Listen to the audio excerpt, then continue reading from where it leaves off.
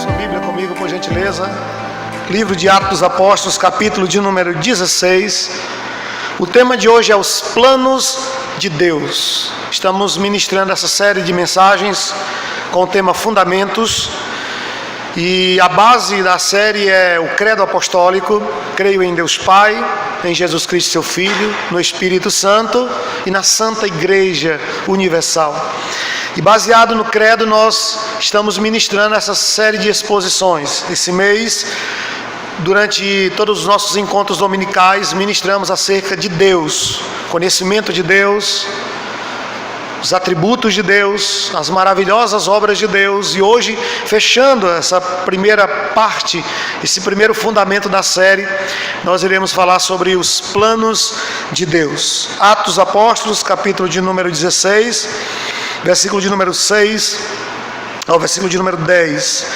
E percorrendo a região frígio-gálata, tendo sido impedidos pelo Espírito Santo de pregar a palavra na Ásia, defrontando Mísia, tentavam ir para a Bitínia, mas o Espírito de Jesus não o permitiu. E tendo contornado Mísia, desceram a Troade. À noite sobreveio a Paulo uma visão na qual um varão macedônio estava em pé e lhe rogava, dizendo: passa a Macedônia e ajuda-nos. Assim que teve a visão, imediatamente procuramos partir para aquele destino, concluindo que Deus nos havia chamado para lhes anunciar o Evangelho. Oremos ao Senhor. Pai, muito obrigado pela Tua palavra. Pedimos que o Senhor traga ao nosso coração e mente cativa a Tua voz, por meio da Tua palavra. Oramos pedindo que o Senhor nos dê revelação e compreensão para que a palavra do Senhor produza em nós transformação, mudança e regeneração. Oramos assim, agradecidos ao Senhor por tudo, em nome de Jesus. Os planos, ou um plano, segundo o dicionário, é uma intenção ou um projeto. Trata-se de um modelo sistemático que se elabora antes de realizar uma ação, com o objetivo de dirigir e encaminhar um projeto. Um plano também pode ser o conjunto das disposições necessárias para levar um projeto a cabo. Fazer planos faz parte da vida. Nós não podemos replicar a ideia daquela música Epitáfio que diz: o acaso vai me proteger enquanto eu andar distraído. Viver a vida nessa perspectiva é viver a vida de forma irresponsável. Para viver uma vida abundante, é necessário sim se fazer projetos, se fazer planos, se estabelecer metas, para que possamos acompanhar a progressão ou a regressão, em alguns casos, da nossa trajetória, da nossa vida e da nossa caminhada. Mas, a bem da verdade, existem dois tipos de planos: os planos humanos, que nós idealizamos, que nós criamos, e os planos divinos. E existe uma diferença muito grande entre os planos dos homens e os planos de Deus. Por exemplo, os planos dos homens são falíveis. Por que eles são falíveis? Porque eles dependem do tempo, do espaço, dependem de você e de mim, e dependem muitas vezes das circunstâncias que estão em nossa volta. Muitas vezes o plano é perfeito na sua concepção intelectual, mas os meios ou as circunstâncias não tornam a realização e concretização desse sonho possível e uma realidade. Então nós nos frustramos ao planejar e ao estabelecer projetos para a nossa vida, porque nós não somos absolutos, não temos a certeza absoluta de nada. E só existe uma certeza que temos: que um dia todos nós iremos morrer. Essa é uma certeza que todos nós temos. Mas, fora isso, não podemos estabelecer nada de forma absoluta nessa vida, porque tudo é falível. Falando sobre a falibilidade dos planos humanos, Tiago, no capítulo 4, verso 13, ele escreve: atendei agora, vós que dizeis, hoje ou amanhã iremos para a cidade tal, e lá passaremos um ano, e negociaremos e teremos lucros. Vós não sabeis o que sucederá amanhã, que é a vossa vida. Sois apenas como a neblina que aparece por instante e logo se dissipa. Em vez de dizer, devíeis dizer, se o Senhor quiser, não só viveremos, como também faremos isto ou aquilo. Tiago está falando que a vida é muito suscetível, que a vida é muito frágil, que nós não temos o controle nem sobre a nossa própria existência. Ninguém pode determinar até quando estará vivo ou quando partirá dessa vida para outra, porque os planos humanos são totalmente falíveis, podem ser falíveis. Outra característica dos planos humanos é que eles são mutáveis, eles mudam muitas vezes de acordo com a conveniência humana. Provérbios capítulo 16, verso 1 diz: o coração do homem pode fazer planos, mas a resposta certa dos lábios vem do Senhor. Nós mudamos muitas vezes de planos e projetos. Quantas vezes, se você parar um pouquinho para pensar, você já fez planos e eles talvez duraram dias, somente meses, e diante de uma dificuldade, talvez, de uma impossibilidade, você mudou esse plano, você alterou esse plano, porque os planos humanos são mutáveis, podem ser mudados à medida que as coisas vão acontecendo ao nosso redor. Uma outra característica dos planos dos homens é que eles são temporais, eles não são eternos, eles não duram a vida toda, eles são para o aqui e o agora, são para essa vida, para essa existência. Mas ninguém pode fazer planos para o além-túmulo, para o além-morte. Não temos o controle, isso ainda é obscuro a nós, e é um enigma para o ser humano o que acontece pós-túmulo, após a morte, porque os planos humanos, eles são assim, eles são falíveis, eles são mutáveis e eles são temporais. Mas o que dizer dos planos de Deus? Como são os planos de Deus? São exatamente o contrário dos planos humanos. Em primeiro lugar, os planos de Deus são infalíveis. Por que eles são infalíveis? Porque ninguém tem o poder de frustrá-los. Ninguém tem o poder de contrariar os planos de Deus, porque quem fez e idealizou o plano é um Deus soberano, Senhor de tudo e de todas as coisas, e controla tudo o que acontece. A Bíblia diz que nem um pássaro, nem um pardal cai morto no chão, se Deus assim não o permitir. Ele é o Deus que governa a nossa história, que governa o universo, e como Isaías mesmo descreveu sobre a grandeza de Deus, ele coloca o universo na palma da sua mão. A terra cabe na concha da sua mão, tamanha é a grandeza e o poderio do nosso Deus. Os planos de Deus, além de infalíveis, eles também são imutáveis. E por que os planos de Deus não mudam? Por que eles são imutáveis? Porque eles são perfeitos. E aquilo que é perfeito não sofre alteração, não sofre mudança, porque são perfeitos desde a sua concepção até a sua idealização. São planos que Deus pensou e realizou, idealizou e projetou antes mesmo da criação do universo. E isso nos conforta o coração em saber que os planos de Deus, em primeiro lugar, não falham acerca de nós. Segundo, eles não mudam, mesmo que nós erramos, falhemos, eles não mudam. A Bíblia diz que Deus não é como o homem para mentir, para prometer e não cumprir. Ele prometendo, certamente ele cumprirá, pois ele vela em cumprir a sua palavra de Deus. Então, mesmo sabendo da nossa imperfeição e muitas vezes infidelidade, Deus arquitetou os seus planos acerca de nós antes do universo e do mundo existir. Em terceiro lugar, os planos de Deus diferentemente dos planos humanos que são temporais, eles são eternos. Eles foram estabelecidos antes da criação do mundo. E nada, absolutamente nada, pega Deus de surpresa.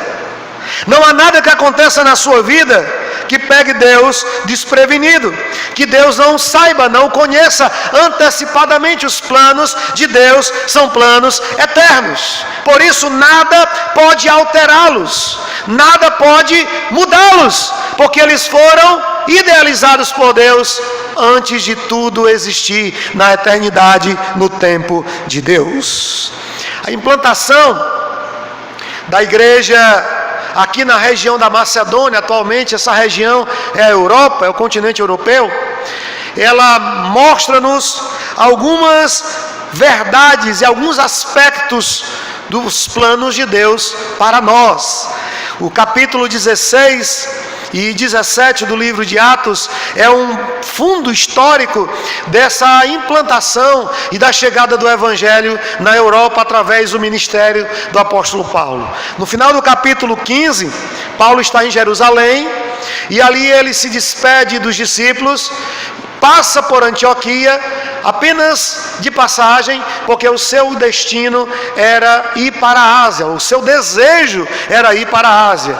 Então ele está na segunda viagem missionária, ele tinha um plano de ir para a Ásia, mas Deus altera esse plano de Paulo, e o capítulo 16, ele mostra com detalhes que o Senhor aparece a Paulo e diz que não queria que ele fosse para a Ásia e sim para a região da Macedônia. E ali ele vai em obediência a Deus, em obediência à voz do Senhor. O versículo 10 do capítulo 16 diz que depois da visão, no dia seguinte, imediatamente a visão, Paulo, ele então vai para a Macedônia, assim como a visão o chamou e o desafiou aí. E as experiências vividas por Paulo nessa região da Europa, na implantação de igrejas ali na Europa, ela nos mostra e apresenta alguns aspectos dos planos de Deus. Eu quero apresentar a você nessa oportunidade. Em primeiro lugar, primeira verdade que o texto apresenta sobre os planos de Deus é que os planos de Deus são maiores do que os seus planos. Capítulo 16, versículo de número 7 diz: defrontando Mísia, tentavam ir para a Bitínia, mas o Espírito de Jesus não o permitiu. Versículo 9: e tendo contornado Mísia, desceram a Troade. À noite sobreveio a Paulo uma visão, na qual um varão macedônio estava em pé e lhe rogava, dizendo: passa a Macedônia e ajuda-nos. Ficou claro que Paulo tinha os seus planos pessoais, eram planos para glorificar a Deus, em fazer a obra de Deus, em pregar o Evangelho de Cristo. Paulo queria ir para a Ásia novamente, como ele foi na primeira viagem missionária, e o objetivo de Paulo era consolidar algumas igrejas ali naquela região da Ásia Menor, fortalecer a fé de alguns discípulos que eram novos convertidos, que haviam sido alcançados pelo Evangelho na primeira viagem missionária. Mas acontece algo aqui inusitado. Paulo, durante a noite, ele tem uma êxtase espiritual, uma visão, uma experiência, uma espécie de epifania, e o Senhor se apresenta a Paulo dizendo que ele deveria ir para a Macedônia, para a Europa, e não para a Ásia, como assim ele queria. Isso ficou muito evidente, que os planos de Deus devem prevalecer sobre a vontade humana. Desde o início da história de Paulo, ele é dirigido pelo Espírito Santo. Ele abriu mão da sua vontade pessoal para viver a vontade de Deus e viver os planos de Deus. No capítulo 9, verso 15 de Atos, quando registra a conversão de Paulo, o Senhor falando ali para Ananias, para ir até a casa de Judas, ali de Simão, melhor dizendo, ali em Damasco, o Senhor diz para Ananias: vá lá e ore por Paulo, para que ele volte a enxergar, porque ele é para mim um vaso escolhido. Paulo é apresentado aqui na narrativa como alguém escolhido por Deus para cumprir um chamado, para viver um plano que não era dele, mas o de Deus. No seu chamado ministerial, na sua separação para o ministério, no capítulo 13 de Atos, verso 2, diz que depois de orarem a Deus por algum tempo e se consagrarem, o Espírito Santo se manifestou no meio da igreja de Antioquia, e ali naquele momento o Senhor falou aos discípulos dizendo que eles deveriam separar Paulo e Barnabé para a obra missionária. Desde o início, percebemos que Paulo ele foi guiado pelo Senhor, que Paulo abriu mão da sua vontade pessoal, até mesmo no que diz respeito ao ministério e à obra, para viver os planos de Deus. Meus irmãos, fica evidente aqui que nós precisamos aprender muito e desenvolvermos a sensibilidade para ouvirmos a voz de Deus, a voz do Senhor. Deus fala, Ele é um Deus que se revela, Ele é um Deus que se comunica, mas na maioria do tempo nós estamos tão intertidos, tão envolvidos ou tão preocupados com os cuidados dessa vida que não estamos atentos à voz de Deus. E, consequentemente, nós trilhamos os nossos próprios caminhos que nós escolhemos e não vivemos a vontade de Deus para as nossas vidas.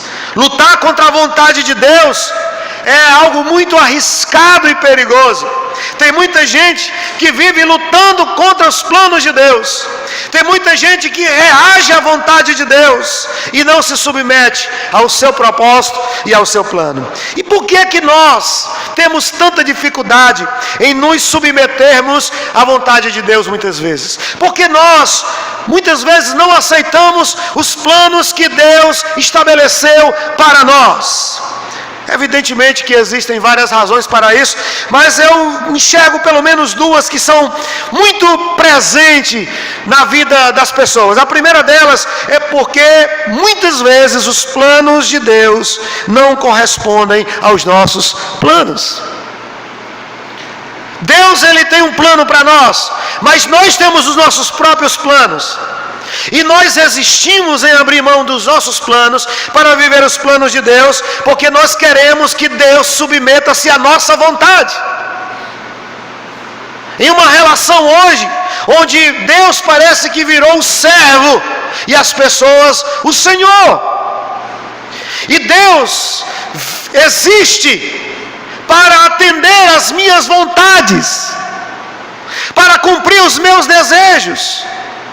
Mas o Deus do Evangelho, o Deus das Escrituras, é um Deus oposto a isso. Ele é um Deus Senhor e soberano.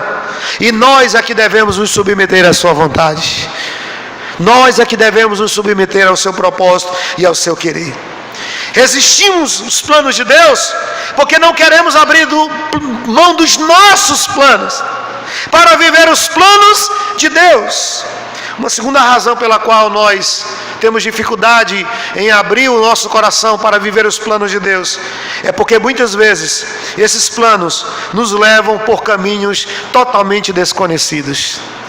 Deus muitas vezes nos leva por caminhos totalmente obscuros ao nosso entendimento, e nós queremos, mesmo que inconscientemente, estar no controle da nossa vida. Nós queremos estar no assento do motorista, com a mão no volante, controlando a nossa existência, controlando a nossa história. E muitas vezes Deus nos coloca no escuro.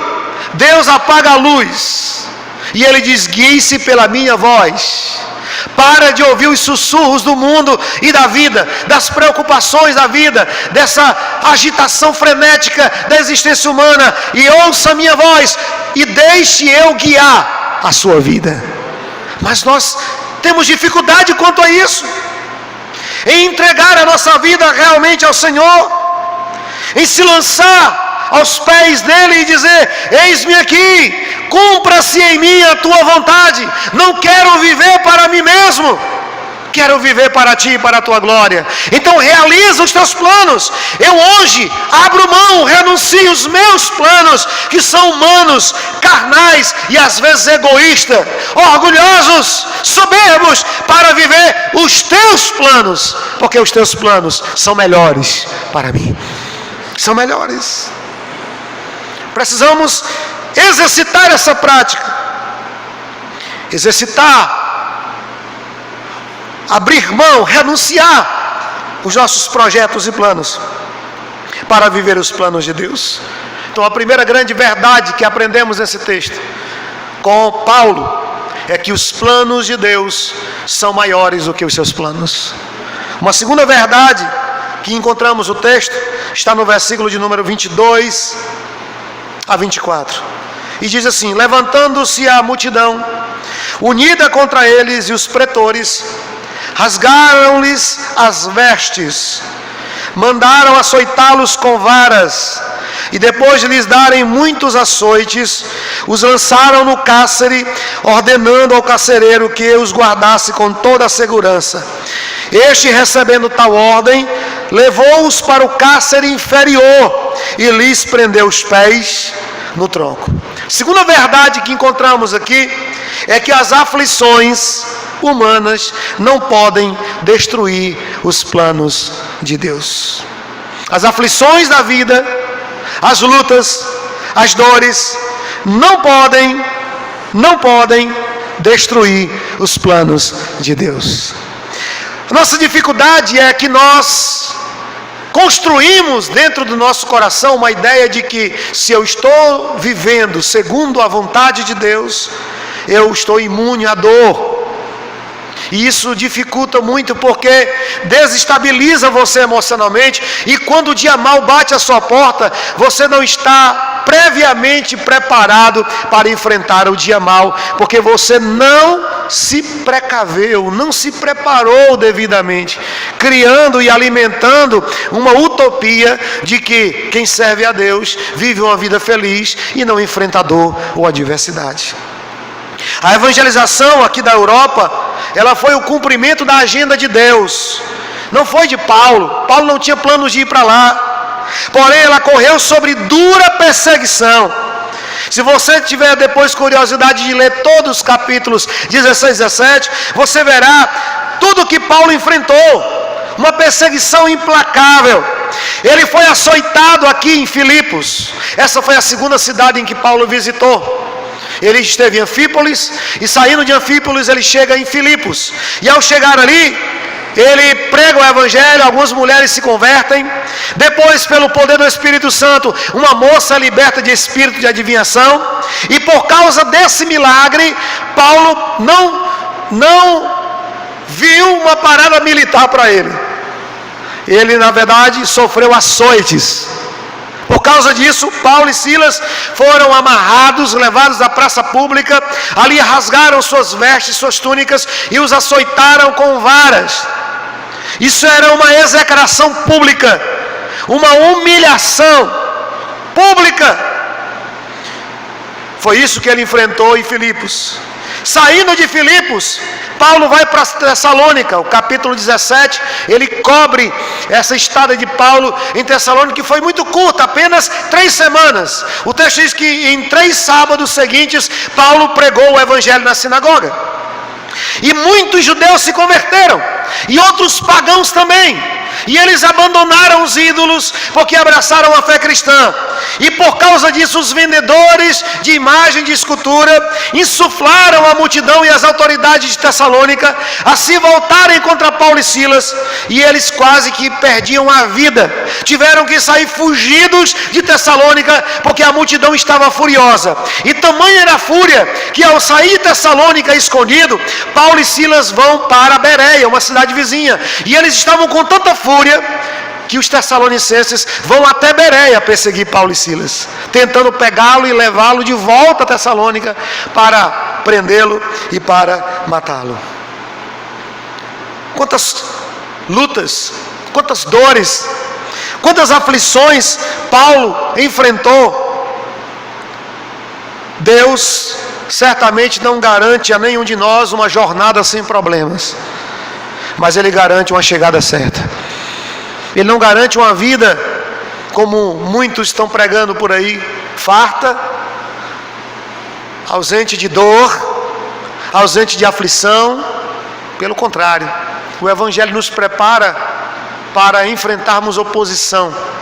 A Bíblia diz que quando você abraça a fé, você ganha inimigos dentro da sua própria casa. Eles se levantam contra você. Os seus colegas e amigos se voltam contra você, porque agora você escolheu viver uma nova vida. E essa vida, ela vai na contramão da vida do mundo. A Bíblia diz que aqueles que desejam viver piedosamente devem estar preparados para enfrentar aflições nesse mundo. Um cristão que é bem aceito no mundo, que não tem nenhuma oposição, que não sofre austeridade no mundo, precisa rever o seu cristianismo. Se o mundo aceita livremente, precisa rever o seu cristianismo. Porque ser cristão em um mundo caído significa que esse mundo sempre será hostil a um verdadeiro discípulo do Senhor Jesus.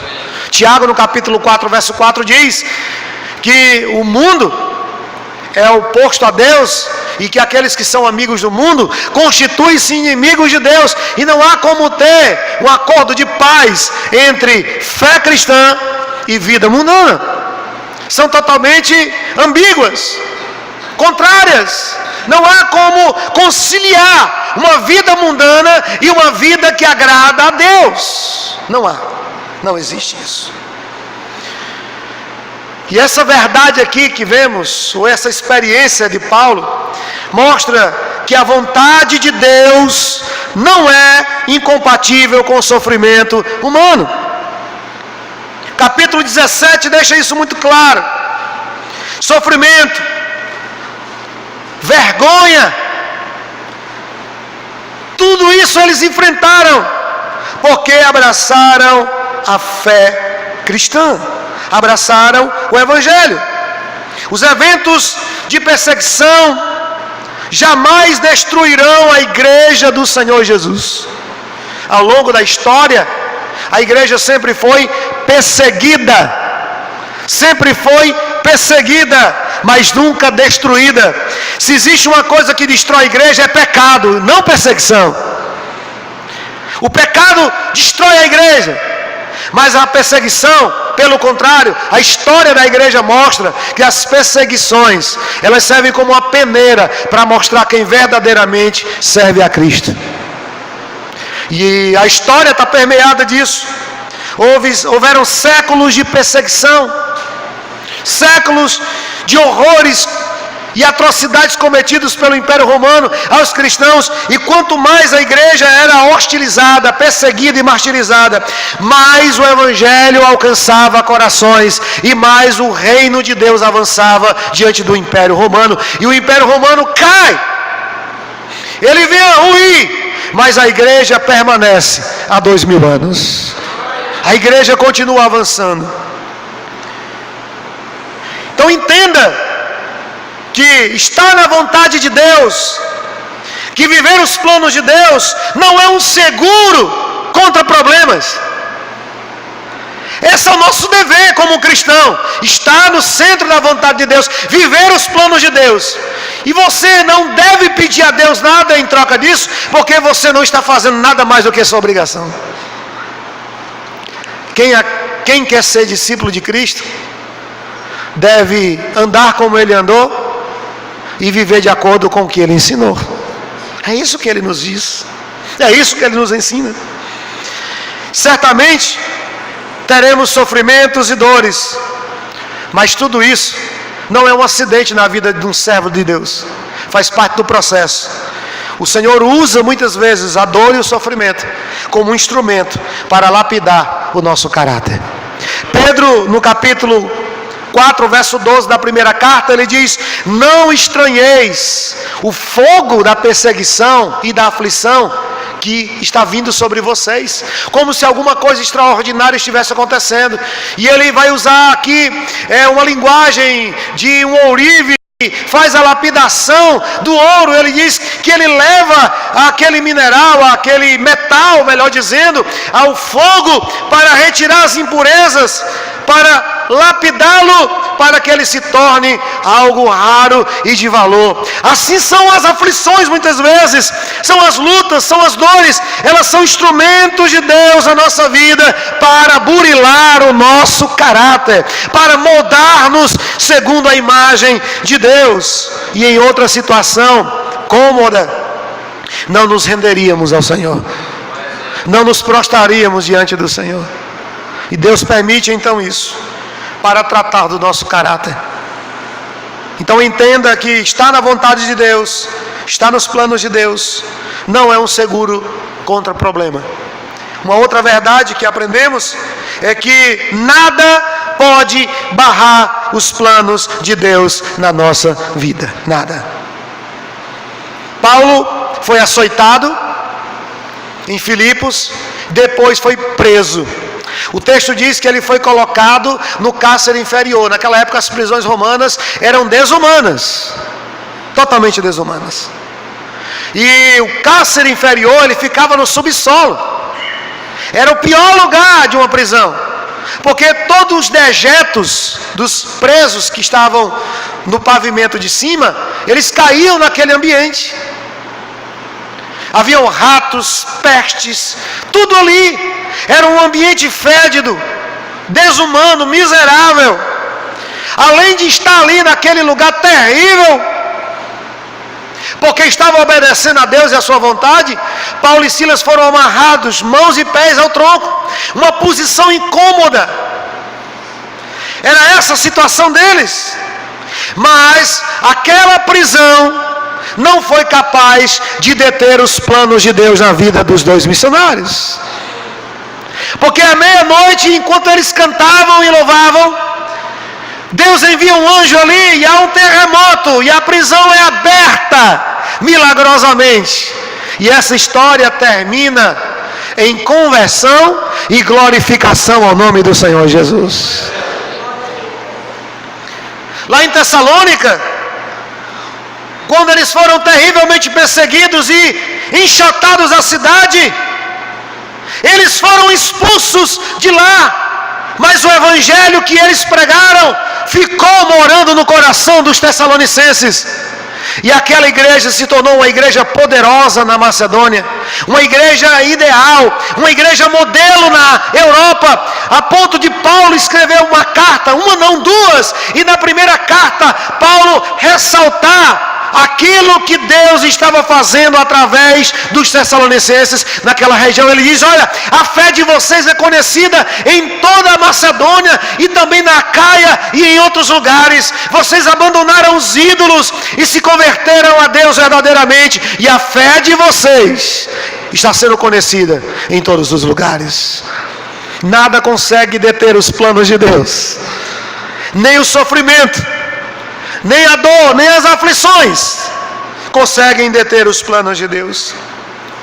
E uma terceira verdade sobre os planos de Deus que encontramos no texto está no versículo de número 30 do capítulo 16. Depois, trazendo-os para fora, disse: senhores, que devo fazer para que seja salvo? Respondeu-lhe: crê no Senhor Jesus e serás salvo tu e tua casa. Naquela mesma hora da noite, cuidando deles, lavou-lhes os vergões dos açoites. A seguir foi ele batizado e todos os seus. Terceira verdade que encontramos no texto é que os planos de Deus sempre irão prevalecer. Sempre irão prevalecer. Diferentemente dos nossos planos e sonhos, os planos de Deus sempre triunfarão, sempre vencerão. Quantos milagres, quantas maravilhas Deus realizou, mesmo embaixo de muita dor e perseguição, mas os planos de Deus se realizaram na vida de Paulo e também naquela região da Macedônia. Em Filipos, o texto diz que uma vendedora de púrpura chamada Lídia, ela se converte. Era uma empresária, uma mulher distinta, e através da pregação de Paulo, ela e mais algumas mulheres se convertem. E há quem diga que a igreja de Laodiceia foi fundada por essa mulher chamada Lídia, porque ela era de lá de Laodiceia. Ela vendia púrpura e talvez ela levou o evangelho até Laodiceia. E quem sabe, há uma hipótese de que a igreja nasceu através desta mulher. O evangelho não alcançou apenas Lídia, mas ele saiu de Filipos e ele foi para outros lugares, porque nada consegue barrar os planos de Deus. Aquela moça que foi liberta de um espírito mau, esse é o segundo grande milagre ali em Filipos. Aquela moça adivinhava, mas era um espírito maligno, e agora ela é liberta através do ministério de Paulo, e por causa desse milagre, Paulo é preso, Paulo é açoitado, é preso, e lá na prisão acontece o terceiro milagre naquela cidade. Eles são libertos da prisão milagrosamente, mas não é só isso. Deus não queria livrar apenas Paulo e Silas da prisão, Deus queria libertar o carcereiro dos grilhões do pecado. E esse é o maior milagre. Aquele carcereiro se converte ao ver o que havia acontecido, e ao ver a mão de Deus ali na vida de Paulo e Silas, ele rende-se ao Senhor. Não só ele e toda a sua família. E acredita-se que nasce a igreja em Filipos através da conversão dessa família, porque esse homem era conhecido na cidade, era uma autoridade. O evangelho então nasce ali. Essa igreja se torna uma igreja colaboradora, uma igreja alegre, uma igreja generosa. Paulo escreve uma carta a essa igreja, a carta aos Filipenses, e nesta carta Paulo agradece, porque eles ajudaram sem mesmo pedir-lhe, e eles não tinham dinheiro e condições, mas com o pouco que tinham, eles ofertaram e contribuíram para a obra de Deus. E Paulo se alegra pela generosidade desses crentes, uma igreja colaboradora, uma igreja apoiadora e auxiliadora do ministério e do reino de Deus. Nada disso seria possível se Paulo não tivesse obedecido à vontade de Deus, se Paulo não tivesse ouvido a voz de Deus. Em Tessalônica, grande mover de Deus naquela cidade. Por que os vendedores de imagens, de escultura, se voltaram contra Paulo e Silas? O texto diz que ao chegar ali em Tessalônica, eles vão para a sinagoga, mas os judeus não querem ouvir o evangelho. E aí Paulo é convidado pelo chefe da sinagoga, o presidente da sinagoga, chamado Jasson. Ele morava do lado da sinagoga, e ele diz: olha, eu cedo a minha casa para você pregar o evangelho. E Paulo começa a se reunir na casa daquele homem e pregar o evangelho, e as pessoas começam a se converter, não só judeus, mas também os pagãos que adoravam os deuses e os ídolos.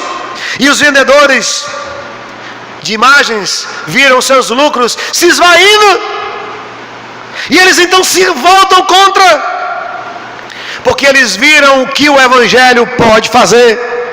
O argumento deles foi: esses tagarelas que saem por aí causando confusão por onde passam, chegaram aqui e estão pregando uma mensagem que nós não conhecemos, de mudança de vida, mas as pessoas abraçaram a fé. E houve um grande mover de Deus, uma grande revolução naquela cidade.